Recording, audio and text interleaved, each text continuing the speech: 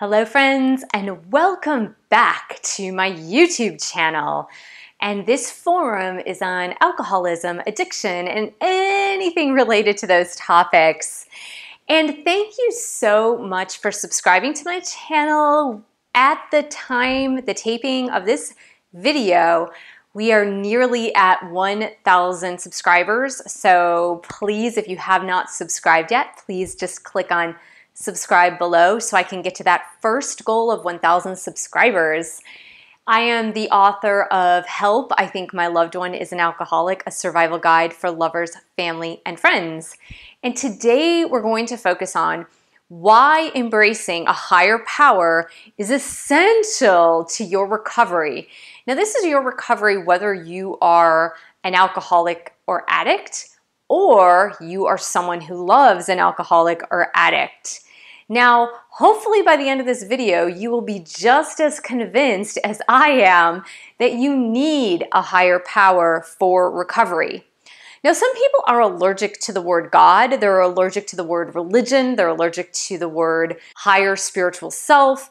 They don't like those words because they were brought up in a religion that was very restrictive or very punitive, that made them feel guilty and full of shame, or maybe they felt rejected by their actual religion, or maybe their parents were too strict or used religion as an actual punishment. I know that happens and it's really unfortunate. The unfortunate part is that religion in and of itself is an institution. I talk a little bit more about this in my video on spirituality versus religion, so you can look up that video, and I will post the link below so you can have that reference, which I go into. I think it's a 45-minute video on the differences between religion and spirituality. But it's really unfortunate, and you've got to remember that religion is comprised of human beings, of people, which are imperfect in and of themselves, so that if they get too caught up in the rules, then that is a human trait. It's not a God trait. And that doesn't make religion bad. It means that the interpretation of the actual spiritual practice that religion was designed for somehow got distorted. So let's stay away from words like religion and words like dogma and rules. What we're talking about is an actual spiritual connection to a higher being. Now, here is why I say that it is essential. I have studied alcoholics and addicts for, over 5 years now, and in more particular scrutiny when I was writing my book, this book, Help, I Think My Loved One is an Alcoholic, and I interviewed alcoholics in recovery.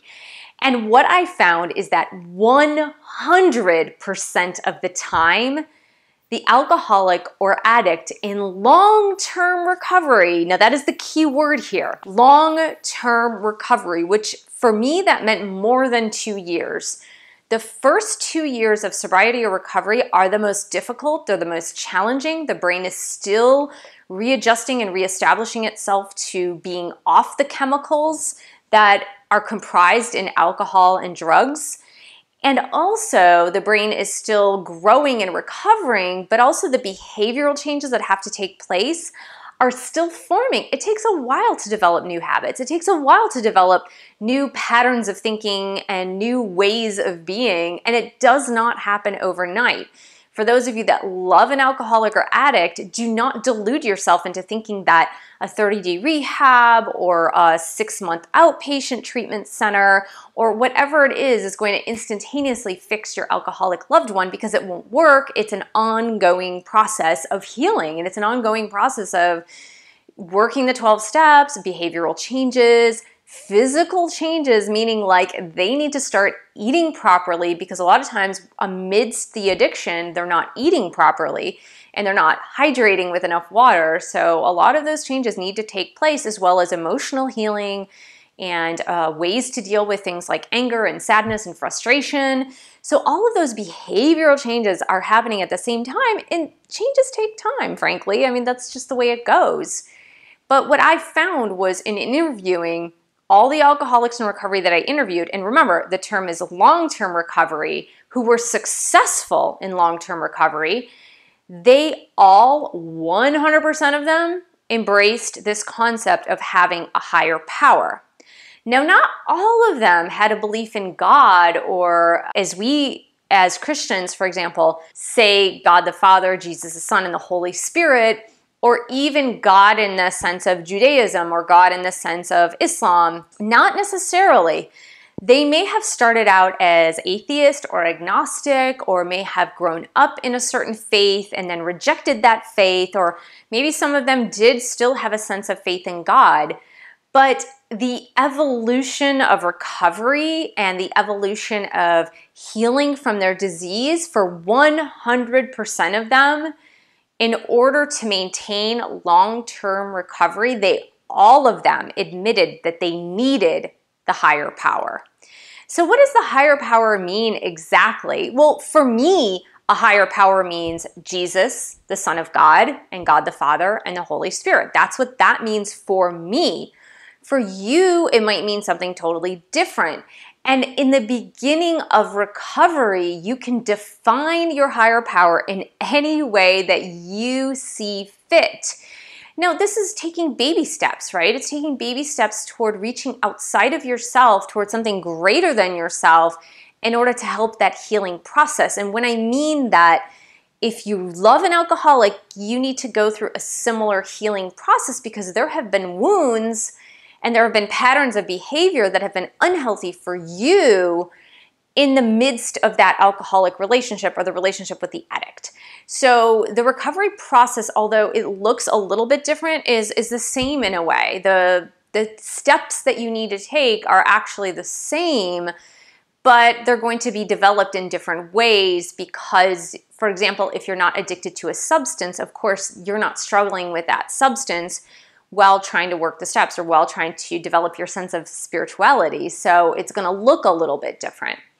So some people say that they look at their higher power as a group of drunks, group of drunks, or the people in the rooms, as they call it, in the rooms of AA, in the rooms of Al-Anon, in the rooms of Celebrate Recovery, in the rooms of Narcotics Anonymous. So at first, if they have no sense of spirituality or no sense of where is my higher power, I don't even know if one exists, that for some people, what they do is they reach out toward their groups as their higher power, meaning the collectivity, the collective group that is the power for them to stay sober. It's the power for them to get through the next day.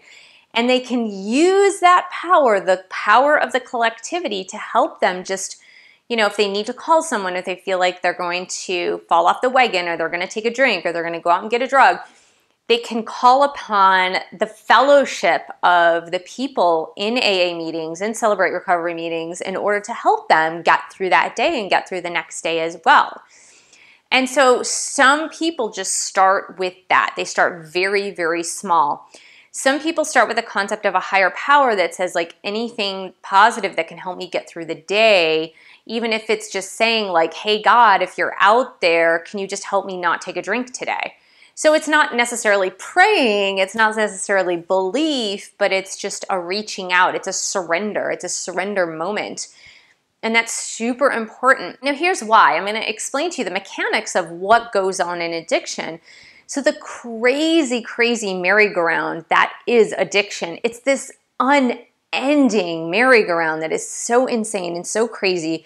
And in other videos, we also talk about like how insane the disease of addiction is. It's so incredibly insane because it's multi-layered and multifaceted. So for example, if you fall down off a building, let's say you're a construction worker or a roofer, and you fall off a building and you break your leg, the fix is relatively easy. It might be painful, but it's easy. The doctor will go in, reset the bone. If you need surgery to reconstruct the bone, you get surgery to reconstruct the bone. You're off your feet for about 6 to 8 weeks, and then you have recovery, and then boom, you're done. Alcoholism works so differently because it's so multi-layered and so multifaceted, because it is a brain disease, it's a mental disease, it's a physical disease, it's a chemical disease, it's a relationship disease, it's a social disease. So there's so many layers to it. It's also a spiritual disease. So there's so many layers to it that when the person who is the addict tries to solve the problem by themselves, they wind up in a spiral, and they're on this never-ending merry-go-round. They're on this spiral. They try to get off, and they're sucked back in, and they're back in the spiral. And most addicts and most alcoholics that I've spoken to, when they're in that cycle, they believe, because when you're a normally functioning person with a disease, you know pretty much the steps that you can take to get toward wellness. Now, not everyone follows those steps. Like a diabetic, for example, who doesn't take insulin and they are insulin dependent, they're not taking the steps in order to get better. But most people who are of sane mind can take the steps toward recovering from any disease that they have. For an alcoholic who tries to reason themselves into the recovery of the disease, just like a normal person would in another disease, it just doesn't work. It doesn't work because it keeps them in that spiral. Because it is a brain disease, when you're trying to reason with the diseased brain, it's going to lead you to a whole other set of reasoning that's not going to help you get better. So the reason why you need to reach outside of yourself to a higher power, like I said, whether you're someone who loves an alcoholic or whether you're the alcoholic, is because nothing else has worked until now, and that your own reasoning for yourself will not work unless you reach outside of yourself. So you need to move outside of yourself, reach outside of your own reasoning in order to reach toward something else to help you get better. And like I said, for everyone in long-term recovery who has been successful in long-term recovery, it's always about a higher power. Now, some people do not develop their sense of God in the religious sense. Some people just stick to, for example, the groups, the rooms, the steps, the 12 steps. They look to that as their higher power in order to help them get outside of themselves in order to get well. Some people stick to their sponsors and their people in recovery. Now, the problem with that is that people are imperfect. And since people are imperfect, they will make mistakes. So people that rely too heavily as their higher power on the group of alcoholics in recovery or the group of addicts in recovery or even their sponsor in recovery, is that if they mess up, as humans are wont to do, if they mess up, then all of a sudden your sense of higher power is just gone like that, because you're like, oh, now who do I turn to? So the 12 steps are really designed to help you develop the relationship with your higher being, I like to say higher self because part of you is a piece of God, is a piece of the divine. So when you connect with your higher self, which is your sense of spirituality, then it opens you up to help to connect to the divine within you and then the ultimate divine. So when I say higher self, that's really what I'm referring to. I'm referring to more your soul, your spirit, and that you can connect to that spiritual aspect of yourself so that you can reach to higher heights. Because like I said, humans are imperfect, so it's a good start when you're starting out in recovery. And I know some people that lean on their Al-Anon groups if they are people who love an alcoholic or they have an alcoholic loved one in their life, and the Al-Anon group itself is their higher power because they can't say the word God because God has had negative connotations in their mouth for many years. So they start off that way. But most people who really develop into full-term recovery, long-term recovery, they open up and embrace the concept of the higher power. And that higher power can also be like the universe, Mother Nature, higher being. You don't have to say the word God if that makes you feel uncomfortable. That is why just keep yourself open, guys. Like, I know for some of you, this is a challenge. This is like super, super, super duper hard.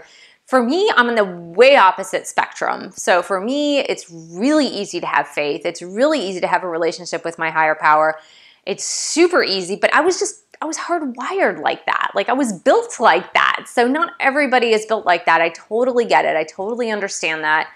And it's a journey. Don't expect the heavens to open up and angels to come pouring down into your room immediately. It's a relationship. It's a development of a relationship, and it's a development of an opening And really what it comes down to is surrender. Like, it comes from humility, being humble, letting go of your own self-importance, letting go of the past, and releasing that and just letting it go so that you can be open, you can be clean to opening up to the possibilities of allowing a higher power into your life to help cleanse you and help you with healing and forgiveness and love and compassion and empathy and all of those wonderful things that we all seek in daily life, but that is so devoid in an alcoholic relationship or in alcoholism and addiction. So it's been robbed of us who have been affected in this way. When you turn to your higher power in surrender,